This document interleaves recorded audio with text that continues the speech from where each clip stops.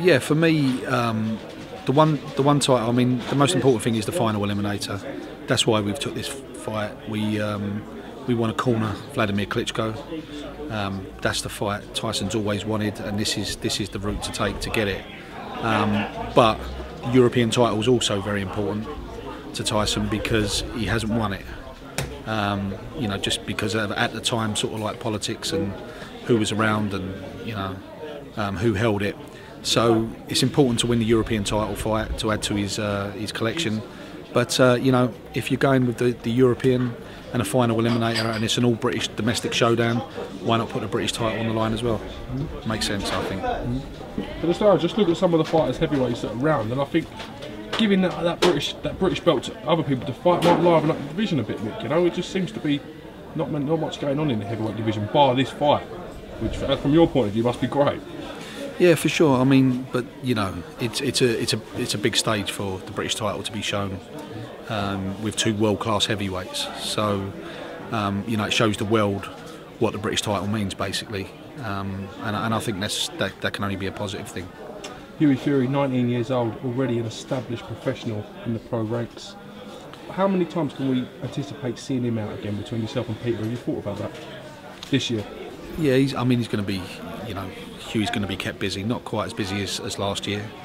He's, you know, the rounds are obviously going to get longer and the fights are getting harder. You know, the Hughes fight was a big step up for Hughie, considering he's only 19. And, you know... Experienced professional, Danny Hughes, only the 2 defeats. Yeah, no, very, you know, and hasn't been stopped as well. And big 6'5", I think he's taller than that. You know, he's a youthful fighter, and he had probably more time to train for that fight than any other fight he's ever had. So, you know, fair play to Hughie, taking him at 19 years of age. It was a big step, and he handled it comfortably. But he's, you know, he is only 19, and people need to realise that compared to other heavyweights. Interesting to see how he's going to develop, Hughie. It really is. It is, and he's got all the time in the world. I mean, he's already had a lot of fights in the pros. He was world amateur champion, heavyweight amateur champion.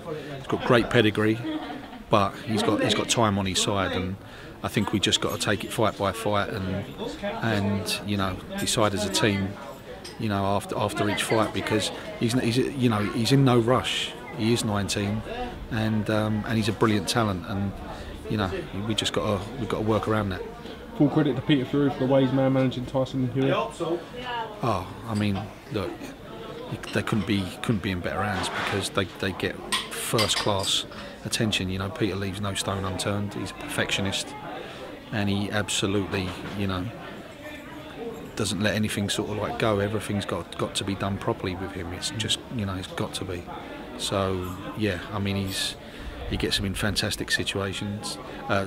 Shape and situations with, you know, what fights they can actually take, because they're ready. Basically, they're in great shape, and you know, body wise, what he'd done with Tyson, you know, the shape he was in for Hay, which is the similar shape what he's going to be in for Chisora, was phenomenal.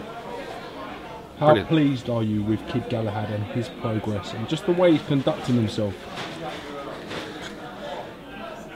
I'm just, you know, from day one, I've been very, very impressed with Barry. Very impressed with his focus, with his commitment, with his work ethic, with his passion, dedication. Just, he's got everything. I mean, he is a phenomenal athlete. So none of this surprises me. What he's doing it so easy, just in his own stride. He took Frenwood driving apart, didn't he, last Saturday? He did, and he just, like, you know, he's just so prepared. I mean, he had that fight, he had all that preparation, and then he's back in the gym on Monday. You know, John told me he was the first person back in the gym. Can't keep him out of the gym. He just, fantastic. You know, he deserves to realise his dreams. You know, as Mayweather says, was it hard work, dedication? Indeed. It should be Barry's motto. Indeed. I spoke to Joe Gallagher today about a potential fight between Barry, Kid Galahad and Scott Quigg. He seems to think that fight's a long, long way off, with Scott having his route planned. No doubt you've got plans which way you want to take Barry and stuff. Do you think they could end up meeting somewhere down the line? It's inevitable, yeah, definitely. But, you know, we've made it clear, myself and John, all of the Ingles, we've made it clear that we're ready. We'd like that fight, and we are gonna put an offer into him. We're just working on the situation at the moment, and you know, from the talk today, the way it went today, there was only one camp wanted that fight. The other camp didn't. That's for sure. Will you look at the possibility of making the Frampton fight if you can't get a shot at Scott Quigg? Or is Leo Santa Cruz an option, the way you'd like to go with Barry? Well, I think right now the Frampton fight doesn't have the relevance that the Quigg fight has, because Barry was prepared to fight Carl Frampton for the European title. He was mandatory, and Carl obviously vacated. So Barry stepped up, he was prepared to fight, we would have took that fight. That's why we got him to the mandatory situation. Never happened.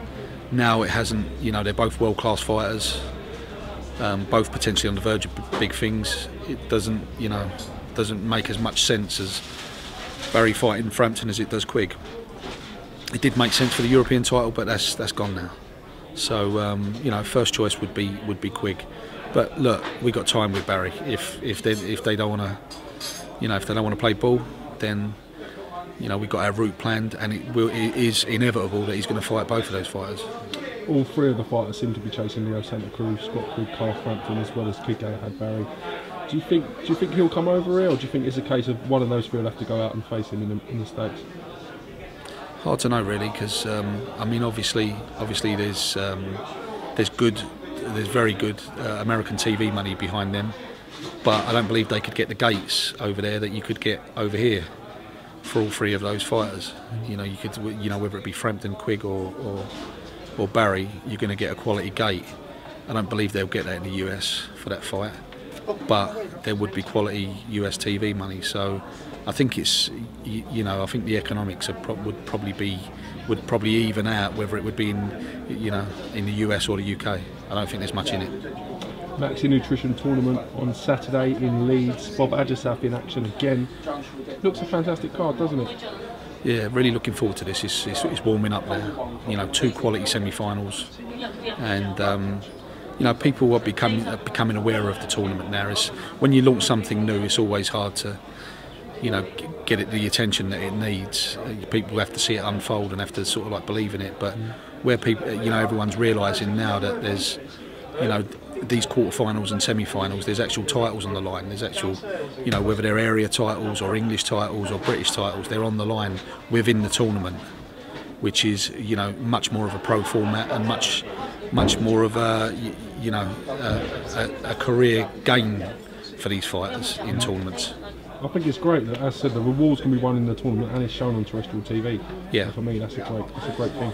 Well, all of those fighters, you know, they're becoming, you know, they're walking down the high street and getting recognised, which is a great thing. You know, this tournament is fantastic for revitalising certain weight categories.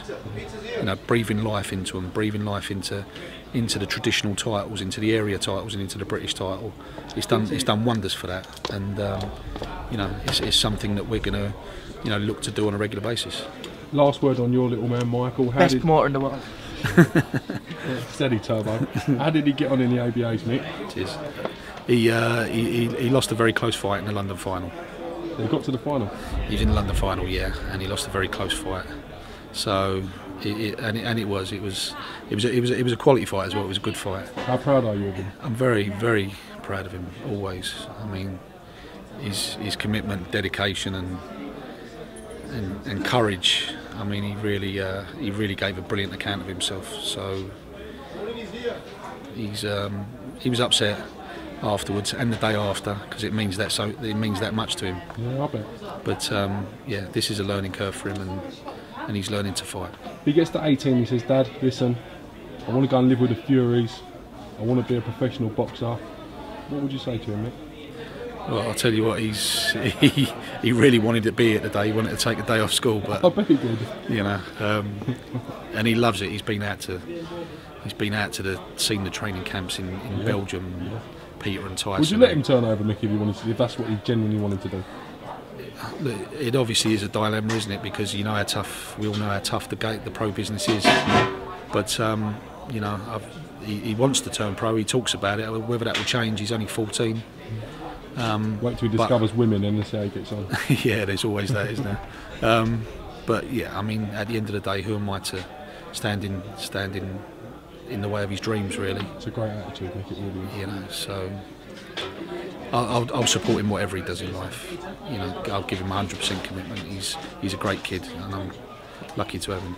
All right, well, listen, Mick Hennessy, thank you for giving me a bit of time today. I look forward to catching up with you at the weigh-in on Friday in Leeds for the Maxi Nutrition show. Yeah. Thanks for giving us a bit of time, Mick. Nice one, James.